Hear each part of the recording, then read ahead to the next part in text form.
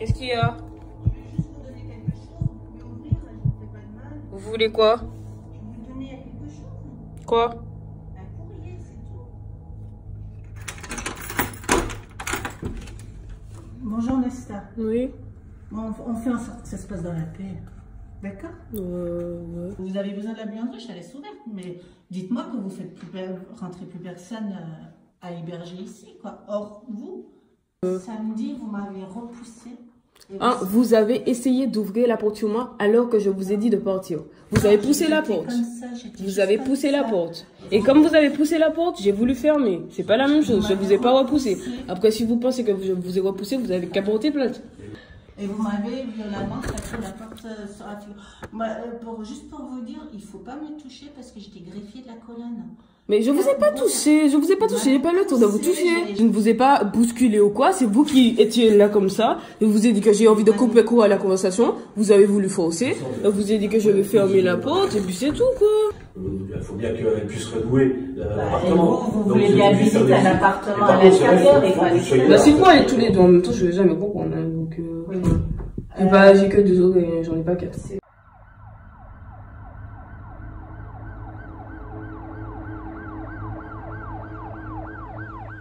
Il y a toujours quelqu'un pour frapper à ma porte, Nesta. J'ai jamais vu ça. Bah attendez, en 3 semaines, c'était arrivé 3 mois. Bon, par contre, faut pas mentir comme ça.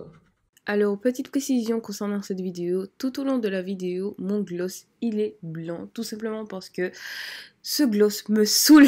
À chaque fois que je bois de l'eau, et spécifiquement de l'eau glacée, il fige et donc du coup, il devient blanc. Et là, quand je filmais, j'ai pas pensé à ça, mais genre pas du tout. Et c'est en montant la vidéo que je me suis rendu compte que tout au long de la vidéo, je parlais avec mon gloss blanc autour de la bouche. Donc, je suis désolée pour tout ce que ça peut gêner, je suis vraiment désolée. Soyez indulgents, le ciel n'était pas avec moi, donc vous allez devoir vous contenter de cette vidéo-là. En attendant, je vous souhaite un bon visionnage quand même et restez connectés.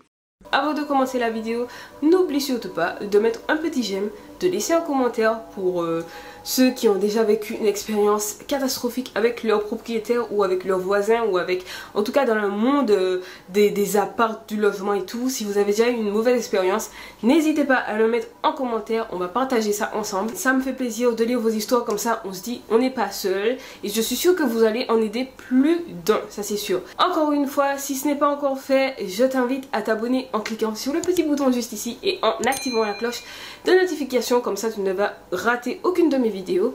Et on commence la vidéo maintenant. J'ai pas dit ça, j'ai pas dit que vous buvez de l'alcool, j'ai dit... Vous avez dit que je sais pas... Laissez-moi juste finir ma phrase. Non mais en fait j'ai pas envie de discuter avec vous quoi. Vous êtes tout le temps dans le déni et tout, je sais pas, vous êtes bizarre.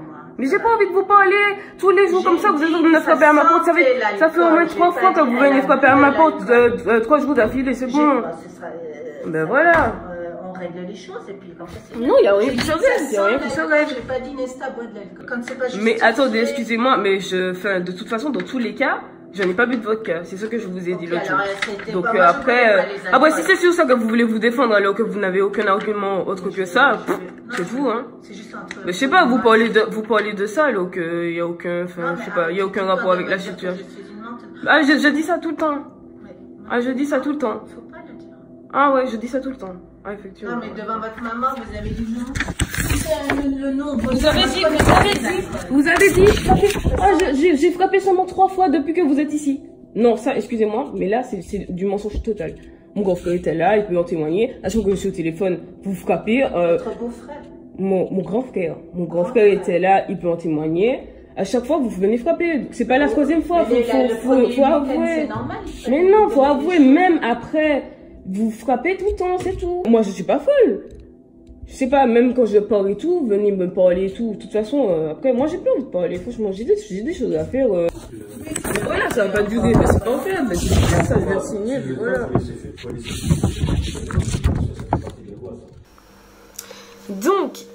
Donc, faut savoir que ma caméra, elle s'est coupée. On se retrouve quelques jours plus tard pour la suite. Donc, c'est parti. J'étais en train de dire que tout simplement, quand elle a appelé ma mère et qu'elle a tout déballé, ma mère, elle était grave vénère. Elle s'est dit, mais putain, mais en fait, elle est totalement cinglée. En fait, même pas le fait que elle est tout déballée qui l'a choquée. C'est-à-dire le fait que, ah oui, elle raconte que je boive de l'alcool et tout. En vrai, ça allait encore. Mais le truc qui l'a le plus choqué, c'est que elle fouille dans mes poubelles. Genre vraiment, ça l'a choquée. Du coup, elle l'a vite remise à sa place, qu'elle n'a pas du tout pris, du tout. Là, vous avez mis les poubelles, tout mélangé avec le verre. Vous avez dit à votre maman que je mens, qu'il n'y avait pas d'alcool qui rentrait ici. Vous voulez fouiller dans... Je savais que vous alliez me dire ça. Les verres pour les mettre dans le mais après, vous pouvez. Après, rien ne m'empêche de, je sais pas, d'avoir une bouteille d'alcool ou quoi que ce soit. Enfin, je sais pas. Du whisky, la tequila. Mais attendez, excusez-moi, vous êtes ma mère? Est-ce que vous êtes ma mère? Non, mais de toute façon, en Martinique, je sais pas, en Martinique, on met pas les verres dans les poubelles. On met les verres dans des bacs. Attendez, comment ça? Mais pourquoi aller de la Martinique? Comment ça? Monsieur connaît la Martinique, c'est lui. Mais et alors, moi je vis en Martinique. Depuis 19 ans, je vis en Martinique. Qu'est-ce que vous me racontez? Ok, d'accord, votre nièce habite en Martinique, mais... Dans les poubelles, alors que vous savez très bien que les verres, ça se met à part. Le problème, il est que vous me traitez de menteuse déjà 2 fois. Une fois devant votre maman, et là encore aujourd'hui. Alors, en fait, vous êtes venu pour pouvoir régler vos comptes, en fait. Ben voilà, c'est bon, on finit avec ça. C'est pas parce que moi vous avez dit que je vous ai poussé volontairement, que limite je vous ai agressé. Si vous sentez que, je sais pas, je vous ai agressé, allez-y, faites. Je vous dis au moins que vous avez menti en disant que j'étais menteuse, puisque les bouteilles sont là. J'ai dit quoi? J'ai dit je n'ai pas bu de vodka. Vous avez dit à ma mère que j'ai bu de la vodka et tout, ça sentait la vodka et tout. J'ai dit je n'ai jamais bu de vodka. Je n'ai jamais dit que, genre, ah non, j'ai pas bu d'alcool et tout. J'ai juste dit que je n'ai pas bu de vodka. J'ai dit que je ne bois pas de vodka, c'est tout. Après, voilà. Bon, moi j'ai dit à votre maman, j'ai pas dit que vous buviez. Mais genre vraiment, ça l'a pas plu du tout quand ma mère lui a dit que, écoutez, ma fille fait ce qu'elle veut, ok? Je n'ai pas besoin de chaperon en métropole pour venir me dire et me rapporter tout ce qu'elle fait en temps et en heure, chaque seconde et chaque minute que Dieu fait dans une journée. Que ce soit la dernière fois que vous m'appeliez pour me raconter ce qu'elle fait, avec qui, quand est-ce, à quel moment et où. Je n'ai pas besoin de savoir ce qu'elle fait, avec qui, où, comment. Donc, s'il vous plaît, arrêtez de me raconter ce qu'elle fait. Et deuxièmement, arrêtez de fouiller dans ses poubelles parce que ça ne se fait pas. C'est intime, les poubelles. C'est du n'importe quoi ce que vous faites. Autant vous dire qu'elle s'est grave frustrée. Et donc du coup elles ont accroché. Je sais pas qu'est-ce qui s'est passé. Ma mère m'a pas trop raconté. Et en vrai ma mère elle s'en fout. Genre vraiment c'est pas genre le fait que je boive de l'alcool et tout. Que je consomme un petit peu d'alcool et tout. Genre ça l'a pas choqué en fait. Le vrai truc qui l'a choqué c'est le fait qu'elle fouille dans mes poubelles. Ma mère m'a expliqué qu'elle faisait ça pour pouvoir mettre la zizanie entre nous en fait. Comme ça j'allais me retrouver seule en France. Et j'allais toute seule et livrée à moi-même en fait. Elle s'est servie de ça et ma mère a très bien compris ça. Du coup elle est pas rentrée dans son jeu. Et il faut savoir que cet appel là c'était l'appel de trop.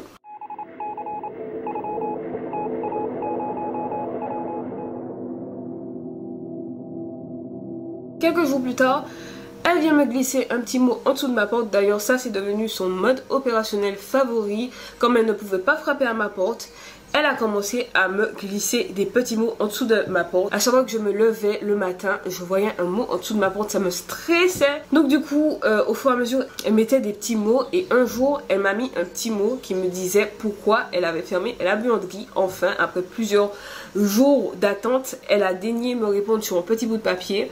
Et elle m'a tout simplement dit qu'elle me refuse l'accès à la buanderie, tout simplement parce qu'elle ne veut pas qu'il y ait des inconnus qui aient accès aux espaces communs et qu'elle veut avoir un contrôle sur ceux qui rentrent et qui viennent dans sa buanderie, tout ça. Donc elle a décidé de me couper l'accès à la buanderie et aux espaces communs en général. Donc ça, je l'ai bien compris, je l'avais bien compris. Donc en vrai, j'ai pas répondu à sa provocation parce qu'en vrai ça c'était vraiment des provocations. Et donc du coup, je me suis tout simplement dit, bon écoute Nesta, continue comme tu faisais.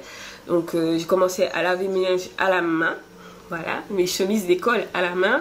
Je les faisais sécher tant bien que mal au soleil, quand il y avait du soleil, sachant qu'on était, on était en octobre, donc il n'y avait pas autant de soleil que ça. Il y avait du vent, mais des fois, c'est vrai que mes linges ne séchaient pas de ouf. Du coup, des fois, j'allais à l'école avec des chemises mi-mouillées, vous savez quand c'est un petit peu mouillé et tout, c'était grave la galère. Aussi quand je recevais mon copain, quand mon copain il venait sur Metz, on partait dans des hôtels, des B&B, des Airbnb et tout.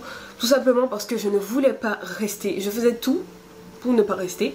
dans mon appart. Dès que j'avais l'occasion de sortir et de passer la nuit autre part que dans mon appart, je le faisais. Donc on prenait souvent des hôtels et tout, et vraiment ça m'aidait à décompresser, ça me faisait penser à autre chose, penser à voilà un monde meilleur, voilà décompresser, penser à autre chose qu'au merdier qui m'attendait en fait chez moi. Ça m'aidait à me décontracter et ça m'a vraiment beaucoup aidé parce que je pense que si j'étais restée là 24 heures sur 24, 7 jours sur 7, j'allais péter un plomb, vraiment. Au fur et à mesure, j'ai très bien compris qu'il fallait que je cherche un appartement, un nouveau lieu de résidence parce que c'était la guerre en fait, c'était la guerre, c'était la guérilla entre ma propriétaire et moi. Du coup, je me suis dit bon, ça commence à chercher. Dieu merci, et j'étais déjà sur quelques pistes. Mes voisins sont en train de danser la samba ou déplacer des meubles, je ne sais pas. Donc si vous entendez des petits bruits, c'est normal. Donc je disais que tout simplement j'étais sur quelques pistes niveau logement, j'avais visité des appartements. En plus de ça, mon copain et moi, on a décidé de faire d'une pierre deux coups en aménageant ensemble. Donc du coup, ça m'arrangeait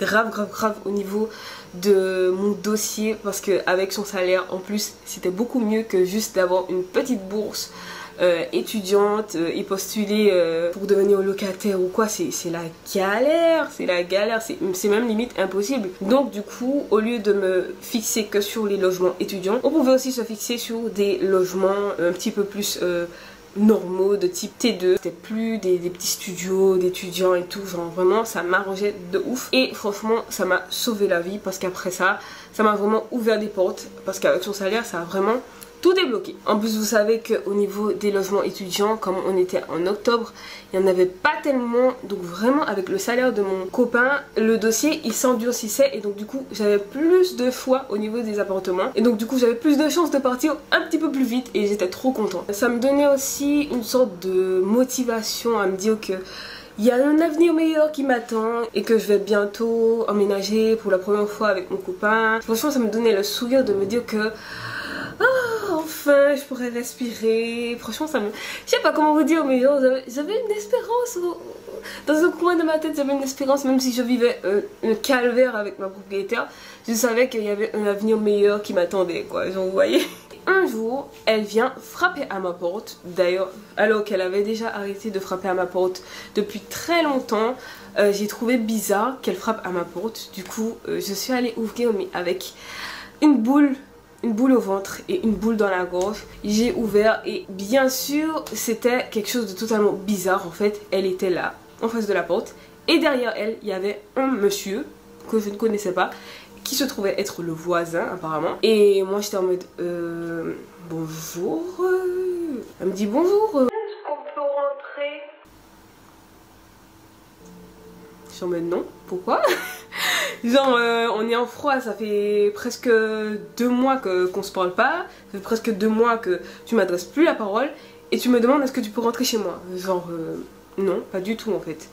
Donc quand je lui ai dit mais pourquoi en fait vous voulez rentrer chez moi? Elle a dit ah mais oui mais on veut rentrer parce qu'on a quelque chose à vous faire signer et tout. Je suis en mode mais non dans tous les cas vous allez pas rentrer chez moi en fait. Genre vraiment ça peut paraître méchant dit comme ça mais je suis pas d'accord en fait, genre tu peux pas rentrer chez quelqu'un comme ça et lui dire est-ce qu'on peut rentrer et puis genre oui allez-y, non frère, tu préviens, j'arrive dans 20 minutes, dans 30 minutes, à 15 h j'arrive et tout, est-ce qu'on peut venir chez vous? Elle m'a pas du tout appelé, elle m'a pas du tout laissé de mail, de message et tout. Elle m'a rien laissé, elle a débarqué comme ça à l'improviste et elle me dit est-ce que je peux rentrer chez vous? Enfin, elle m'a dit ah donc du coup vous êtes pas seule, c'est pour ça. J'ai dit non, c'est juste que je ne veux pas que vous rentriez chez moi en fait, c'est tout. Donc elle insiste, elle a dit mais pourquoi vous voulez pas qu'on rentre? Vous avez quelque chose à cacher? Vous savez moi j'étais dans l'encadrement de la porte, vous savez je tenais la porte comme ça et j'étais en train de regarder comme ça, donc la porte elle était comme ça et moi j'étais en train de regarder entre la porte, tu vois j'étais dans l'entrebâillement de la porte et tout parce que je me suis dit mais c'est quoi ce guet-apens?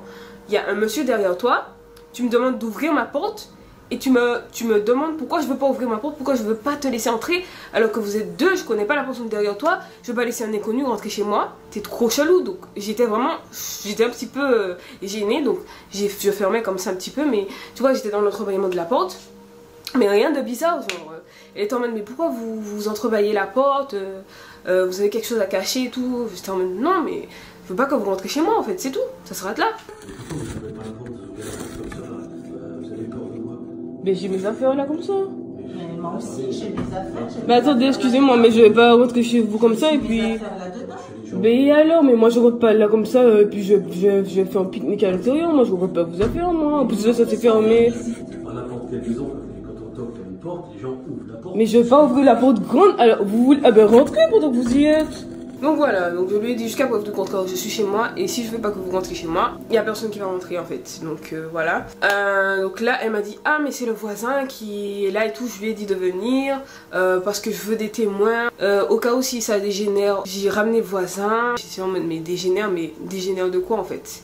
Et c'est là qu'elle me tend une feuille et qu'elle me dit tenez, il faut signer ça et tout, genre c'est quelque chose, c'est un document qui dit que vous devez partir dans le mois qui suit et que vous avez un préavis de 1 mois pour partir en gros. En gros, il fallait que je fasse mes bagages, que je me casse, que j'ai trouvé un appartement en 1 mois top chrono. Et je ne sais pas pourquoi, j'étais tellement stressée en fait par la situation que j'ai fini par lui dire ok attendez, je suis allée chercher un stylo, j'ai signé.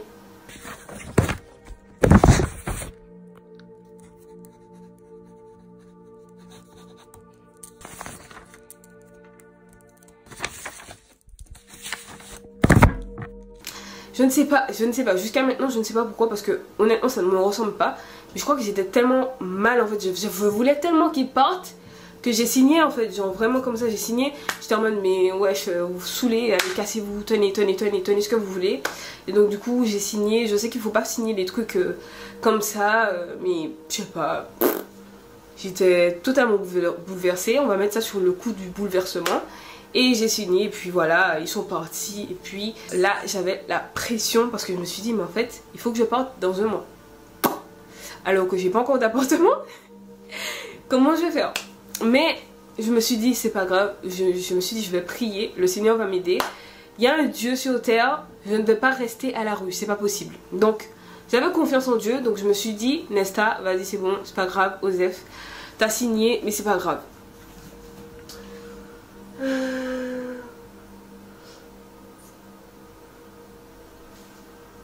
Effectivement, avant de signer, bien évidemment, j'ai un petit peu lu entre les lignes et tout. Et la lettre stipulait bel et bien que je devais partir. Dans 1 mois, en fait, je devais avoir fait mes bagages et je devais libérer l'appartement. Mais je ne sais pas pourquoi, comme je vous l'ai dit, j'ai signé. Donc, dites-moi si je vous laisse ouvert et que personne ne rentre, à part vous. Mais vous faites ce que vous voulez. Mais non, mais on se met d'accord. Moi, je suis pour qu'on se mette d'accord. Bon, je fais ce que vous voulez. Vous avez besoin de la buanderie, je la laisse ouverte. Mais dites-moi que vous faites rentrer plus personne à héberger ici, quoi. Or, vous. Ou alors, je suis... Vous comprenez ce que je veux dire? Attends. Non.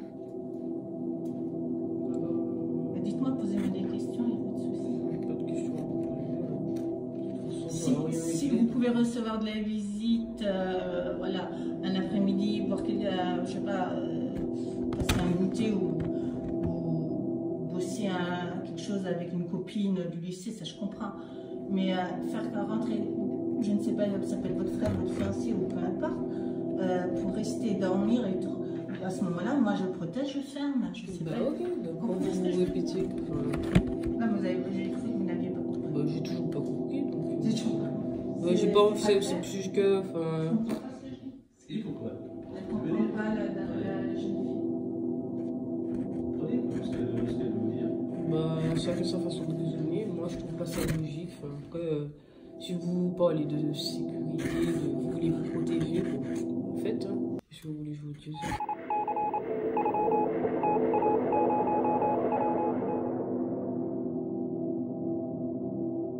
Samedi, vous m'avez repoussé.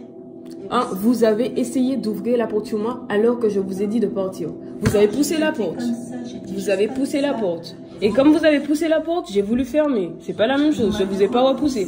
Après, si vous pensez que je vous ai repoussé, vous avez qu'à porter plainte. Mais pour l'instant, je vous ai pas poussé, je vous ai pas agressé ou quoi. C'était pas volontaire en soi. Et vous m'avez violemment claqué la porte sur la figure. Juste pour vous dire, il faut pas me toucher parce que j'étais greffée de la colonne. Mais je vous ai pas touché, j'ai pas le tour de vous toucher. Ma mère était au téléphone, je ne vous ai pas bousculé ou quoi, c'est vous qui étiez là comme ça. Je vous ai dit que j'ai envie de couper court à la conversation, vous avez voulu forcer. Je vous ai dit que je vais fermer la porte et puis c'est tout quoi. Alors à partir de ce moment-là, autant vous dire que tous les 2-3 jours, elle me glissait des mots sous ma porte pour me demander quand j'allais partir. Tout le temps. Donc ce qui me donnait énormément de pression. Et du coup ça me stressait. Je me souviens, j'étais tellement stressée, j'étais en mode mais calme-toi, ça fait 3 jours que tu m'as dit de signer. Et 3 jours après t'es déjà en train de me dire quand est-ce que je vais partir, est-ce que j'ai déjà trouvé quelque chose, etc. etc. Vous en êtes où dans vos recherches du coup d'appartement? Bah pour l'instant j'ai toujours le mois, donc je vais vous tenir au courant, voilà. Et aussi, le pire, c'est qu'elle me glissait des mots en dessous de la porte avec des numéros pour aller visiter certains appartements. Elle me mettait l'adresse, elle me mettait le numéro de téléphone du propriétaire ou de l'agence immobilière. Elle me mettait toutes les informations et elle me mettait ça en dessous de ma porte. À chaque fois qu'elle trouvait une annonce, elle me mettait ça en dessous de ma porte. Et c'était une gueudin cette meuf, je te jure. Un jour, je crois que c'était une semaine après parce qu'elle voyait que je répondais pas à ces petits mots. Elle glisse un autre mot sous ma porte pour me demander si je suis disponible. Je crois que c'était mardi, tant, à telle heure, pour qu'elle puisse faire visiter une dame qui avait déjà... en fait, elle voulait visiter l'appartement parce qu'elle voulait louer l'appartement. À la date où je devais libérer, en gros, genre juste le jour d'après où je partais, elle était là quoi, en gros. Et donc du coup, ça, je savais que c'était une provocation, une provocation de plus quoi. Donc j'y ai pas répondu, j'ai pas fait gaffe, je me suis dit mais ouais, j'étais sérieuse en fait, genre non, je vais pas te faire visiter en fait, tu vas attendre que je sois partie pour faire visiter en fait. Genre t'es une grosse dingue en fait, vraiment t'es une grosse dingue. Donc j'ai pas répondu, on va dire 2 jours après, elle vient frapper à ma porte pour me dire oui bonjour, je vous ai mis un petit mot, je sais pas si vous avez lu. Non, genre j'ai pas lu, il a disparu comme ça, il s'est envolé, genre j'ai pas lu. Oui j'ai lu, elle m'a dit ah oui, est-ce que vous êtes toujours dispo pour demain et tout, parce qu'elle veut vraiment visiter l'appartement, tout ça, c'est une amie à moi, tout ça. J'ai dit mais en fait moi je vais pas faire visiter d'appartement parce que je suis toujours dans le logement et moi je suis pas d'accord pour que vous puissiez visiter l'appartement alors que mes effets personnels sont toujours à l'intérieur. Oui, demain j'ai une visite. À quel moment vous seriez là? Ce sera pas possible. J'ai pas envie. Mais c'est écrit dans le bail, vous êtes obligé d'ouvrir l'appartement pour faire les visites. Moi je veux pas. Il faut que tu puisses faire visiter l'appartement. Hein. Ah oui, on peut faire visiter l'appartement, c'est la loi. Hein. Vous êtes obligé vous n'avez pas le choix. Mais à ce moment-là, ne me demandez pas. Voilà. Mais je sais pas, vous parlez de protection de vos affaires et tout, moi aussi j'ai mes affaires privées. C'est pour ça que vous devez être là, je veux pas mais voilà, mais justement, mais là j'ai mes affaires privées, si j'ai pas envie que les gens rentrent pour voir mes affaires et tout, enfin, c'est mon droit aussi. Vous êtes obligé pour faire visiter. Vous allez le quitter, donc il faut bien que les gens puissent revisiter l'appartement. Et donc du coup, je crois que j'ai dit aussi que de toutes les façons je suis pas disponible, je suis pas chez moi, etc. donc non. Et alors, je réponds quoi à la personne qui veut visiter demain? Je vous ai dit que demain je peux pas. Oui, pas demain. Et je crois que je lui ai sorti une sorte de baboune comme si que quoi, j'étais pas là ce jour-là et tout, et que je la recontacterai, mais pour l'instant, je veux pas de visite. C'est comme si vous allez visiter un appartement, là, et puis que le locataire qui est dedans, il veut pas que vous le visitiez. Vous pouvez pas le visiter, comment vous faites? Si vous êtes en train de chercher un appartement et qu'on vous interdit l'accès à l'intérieur de l'appartement, vous pouvez pas le visiter, l'appartement. Si l'appartement n'est pas disponible, je ne propose pas du tout. Enfin, la personne ne le propose pas, c'est tout. Donc, le temps passe. Elle continue à me glisser des mots sous ma porte pour me demander si j'ai trouvé. Enfin, je sais pas, j'ai l'impression qu'elle pensait que c'était gentil ce qu'elle faisait, mais en fait, c'était oppressant. Genre, elle me demandait alors, vous en êtes où dans votre recherche? Voilà un petit numéro d'annonce, etc., etc. Vraiment, elle faisait ça presque tout le temps et vraiment ça me gênait et en plus de ça me mettait la pression parce que entre temps vraiment j'essayais de trouver un appartement mais j'avais les cours à côté, j'avais plein de trucs à gérer, un projet à gérer et tout, genre vraiment j'avais trop de trucs à gérer et le fait qu'elle me harcèle avec cet appartement que je devais absolument trouver, ça me saoulait en fait. Et c'est grâce à mes parents qui étaient de passage à Metz pendant je crois une semaine ou quoi, que tout ça s'est arrêté. Je vous explique. En fait, ils sont venus me rendre visite et ils ont pris rendez-vous avec la dame et ils lui ont dit de descendre. Voilà, ils lui ont dit on vous donne rendez-vous tel et tel jour, telle et telle heure, on a besoin de vous parler et tout. Elle est venue dans mon appartement, ils ont parlé.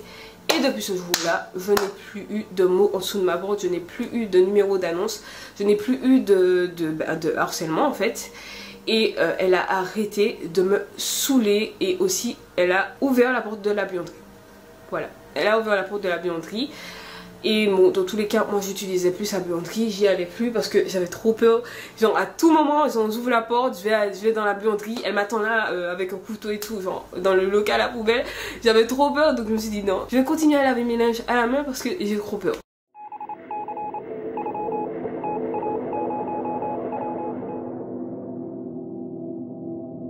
La libération, la libération, la libération. Donc le jour où j'ai reçu cette libération, c'est tout simplement le jour où j'ai trouvé mon appartement. C'était un appartement dans la ville voisine parce que je cherchais partout tant que je trouvais quelque part où je me cassais, c'était bon pour moi. Donc du coup j'ai trouvé un appartement sur Thionville. C'était un T2 avec une cuisine toute équipée, une petite salle d'eau, un coin chambre et tout. Un petit peu plus spacieux que mon logement où j'étais. Donc du coup j'étais trop contente. En plus c'était dans un immeuble sécurisé. Et attention, à chaque fois que je visitais, je regardais si le propriétaire il habitait à côté ou bien dans les appartements en haut ou à côté et tout. Et cet appartement là, le propriétaire il habitait sur Metz. Donc franchement j'ai eu de la chance parce que le propriétaire il n'était pas sur place. Donc du coup d'ailleurs j'ai jamais vu le propriétaire parce que même pour la visite, le propriétaire c'était pas lui qui m'a fait la visite en fait, c'était une agence immobilière. Donc du coup franchement j'étais trop aux anges, j'ai trouvé mon appart avec mon copain, on a emménagé et puis ça s'est terminé. Là je vais me mettre des photos et tout, j'étais trop contente. Par contre la seule galère c'est que je n'avais pas de voiture, donc pour transporter mes bagages c'était la galère totale parce que autant vous dire qu'il fallait que je transporte, je sais pas, plein de valises de Metz à Thionville en train. Et sachant que j'avais pas de voiture, il fallait que je rentre dans le bus avec les valises et tout. Franchement c'était la catastrophe totale. Et donc du coup j'ai aménagé la première nuit. Oh, quand on m'a donné les clés, j'étais tellement contente, j'étais trop contente. J'ai sauté 2 fois, franchement c'était trop et tout. Genre vraiment j'étais trop contente et c'est là que j'ai eu ma libération. À l'état des lieux de sortie, j'étais totalement détachée parce que j'étais libérée de chez Libérée. Elle était en train de... Franchement la meuf elle avait tellement pas confiance en moi que genre limite elle a regardé chaque fourchette et tout, chaque tasse et tout. Bon ça c'est normal et tout, mais genre si elle pouvait regarder, elle regardait en dessous du lit, le sommier et tout, genre les draps, tout ça. Elle comptait le nombre de draps et tout, genre franchement elle était tellement parano que limite elle regardait si les portes de l'armoire elles étaient pas cassées et tout. Genre j'étais en mode mais ouais j'étais sérieuse. Elle regardait s'il manquait des clous sur les portes des placards en fait. Qu'est-ce qu'elle regardait encore, si les lampes de chevet s'allumaient toujours parce que sinon j'aurais dû rembourser bien évidemment. Elle regardait chaque lumière. Bref franchement elle a bien, en tout cas elle a bien fait son état des lieux de sortie. Franchement elle a bien fait son travail. C'est une experte, franchement c'est une experte. Quand ça s'est terminé, je me suis cassée. Je lui ai redonné ses clés. J'ai pris mon petit sac à dos, ma petite valisette qui me restait à transporter. Et je me suis cassée. Et à un moment donné, quand je partais, quand j'étais là sur la route pour partir, elle m'a appelé, elle m'a dit « Ah Nesta !» Je me suis retournée. Et elle me dit ah oui juste tiens ça c'est pour toi et tout. C'est pas c'était quoi? Une carte de son église. Une carte de son église. Une carte pour intégrer le groupe de jeunes de son église. Et puis elle me dit, ah oui, n'hésite pas à appeler et tout, parce que tu as besoin de Dieu, tout ça et tout, genre ça va te faire du bien de rencontrer des jeunes, comme tu es seule ici en France, ça va te faire du bien de rencontrer des jeunes et de rencontrer le Seigneur, tout ça. J'étais en mode, mais elle est sérieuse? Mais elle est sérieuse, la meuf? Vraiment, j'étais en mode, mais en fait c'est un sketch. Je sais pas si vous vous en rendez compte, mais c'est un sketch en fait, c'était vraiment un sketch. Je lui ai dit, ah... ok, bon ben au revoir, et je me suis cassée. Au revoir, vraiment j'ai même pas dit merci, j'ai même pas dit oui je vais voir et tout. Je me suis cassée, j'ai pas jeté et tout, c'est après quand j'étais en train de faire mes affaires et tout, j'étais en train de ranger et j'ai vu la carte qu'elle m'avait laissée et je me suis dit mais en fait qu'est-ce que je fous avec ça, et j'ai jeté. Mais sinon je n'avais pas jeté, je suis pas méchante à ce point et tout, genre vraiment pas. Donc c'était trop cool à Thionville, sans propriétaire dans nos pattes. On était vraiment, oh là là, c'était la belle vie et tout, genre vraiment. C'était trop cool, en plus on a même passé le confinement là-bas. Donc pour vous dire que vraiment on était cool, il y avait même un parc à côté où on pouvait faire notre sport. Les voisins ils étaient pas bruyants, ils étaient pas présents et tout, à part la vieille qui était en haut qui nous disait qu'elle entendait... nos bruits de chaises, alors qu'elle est en haut mais c'est elle qui entend nos bruits de chaises, alors que elle à 7h du mat elle est en train de déplacer des meubles, on sait pas c'est quoi comme meubles, si c'est des buffets, si c'est des gazinières qu'elle déplace, on sait pas, mais la meuf elle vient se plaindre. Bref, à part ça c'était quand même pas mal franchement à Thionville, c'était cool, j'ai bien aimé cette ville, mais en tout cas Metz, please Metz, let's not meet again please. C'est la dernière fois que je vais habiter à Metz, ça je peux vous le dire, parce que ça m'a traumatisée. Mais en tout cas, j'espère que la vidéo vous aura plu. Restez connectés, il y aura plein de story time bientôt parce qu'il y a beaucoup de choses qui se sont passées entre temps. Et j'ai encore une autre story time sur l'appartement dans lequel je suis à l'heure actuelle, où les propriétaires ce sont des dingos totales. Mais ça va encore comparer à celle de Metz. Ça me traumatise pas, hein. Franchement ça va, je suis bien. Mais à Metz c'était vraiment le summum. Je vous fais de très gros bisous, je vous dis à la prochaine dans une nouvelle vidéo. Et sur ce, bisous, ciao.